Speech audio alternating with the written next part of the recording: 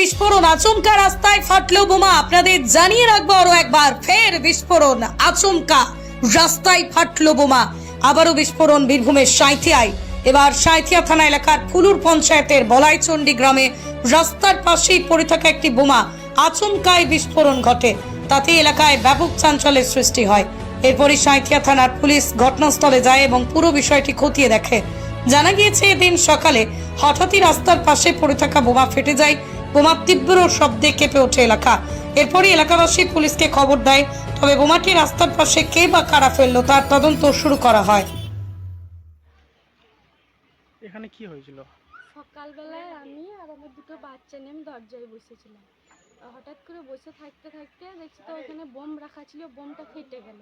বোমটা ফেটে যাওয়ার সাথে সাথে প্রচণ্ড গন্ধ, ধোঁয়া উঠছে। কেউ কতটা শব্দ হয়েছিল? অনেক শব্দ, বাচ্চাগুলো তো ভয়ে কান্না করছিল। হঠাৎ আমার আশেপাশের আমার সন্দেহ আছে দুটো বাড়ি, একটা আমার পাশের বাড়ি এইটা, আর একটা আছে পেছনে। কারণ এরাই আমাদের সঙ্গে কিছু হবে না হবে ঝামেলা করে, একটা মুরগি গেলে ওদের ঘরে তাও ঝামেলা করবে। পাশের গ্রাম থেকে লোক নিয়ে আসবে, মারামারি করবে, মারবে। আমার বাড়িতে কেউ থাকে না, আমার দাদারা কেউ থাকে না, আমার বিধবা মা আছে আর আমি। তো এরকম অশান্তি ওরা করে। আমার এই দুটো বাড়িতে সন্দেহ আছে। বারবার একই কাজ ওরা করছে। এর আগেও একবার করেছিল, তখন আমরা কিছু করিনি। ভয়ে আছেন? ভয় তো হচ্ছে, বাচ্চা নিয়ে একা থাকবো, চারিদিক খোলা। আমার বাড়ির কাজটা বন্ধ করার জন্য এরকম করেছে।